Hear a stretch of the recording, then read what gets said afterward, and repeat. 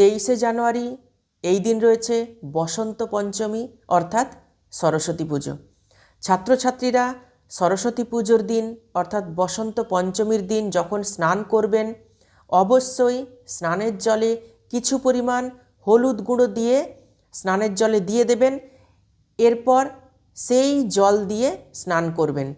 মা সরস্বতীর চরণে অবশ্যই পলাশ ফুল নিজের হাতে নিবেদন করবেন। যারা পলাশ ফুল দিতে পারছেন না তারা অবশ্যই বাসন্তী রঙের গাঁদা ফুল মা সরস্বতীর চরণে নিবেদন করবেন। যারা পরীক্ষার খাতায় জানা উত্তর ভুল লিখে আসেন বা যাদের পড়াশোনাতে কিছুতেই মনোযোগ ঠিকমতো লাগে না, মানসিক অস্থিরতা এবং চঞ্চলতা রয়েছে যে সমস্ত শিক্ষার্থীদের, তারা অবশ্যই এই দিন একটি ময়ূরের পালক মা সরস্বতীর চরণে অর্পণ করে দেবেন। সরস্বতী ঠাকুর বিসর্জন হওয়ার আগে অর্থাৎ জলে বিসর্জন হওয়ার আগে ময়ূরের পালকটি উঠিয়ে নেবেন।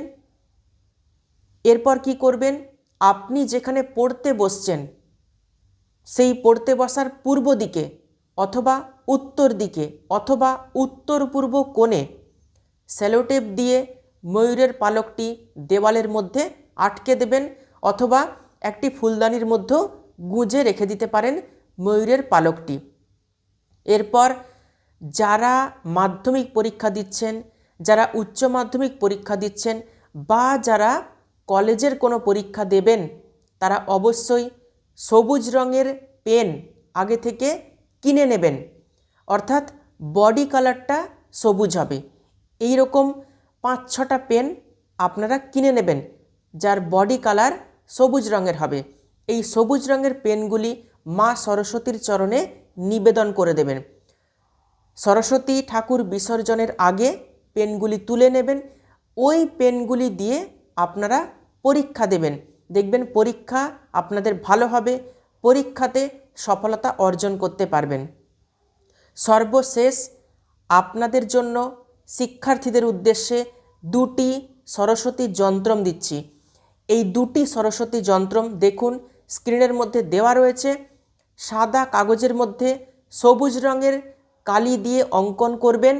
অঙ্কন করে মা সরস্বতীর চরণে এই 2টি যন্ত্রম নিবেদন করে দেবেন। সরস্বতী ঠাকুর বিসর্জনের ঠিক আগে যন্ত্রম দুটিকে নিয়ে নেবেন। এরপর আপনারা যেখানে পড়তে বসছেন শিক্ষার্থীরা, বিদ্যার্থীরা ঠিক পূর্ব দিকে অথবা উত্তর পূর্ব কোণে অথবা উত্তর দিকে এই 2টি যন্ত্রম দেওয়ালে সেলোটেপ দিয়ে আটকে দেবেন।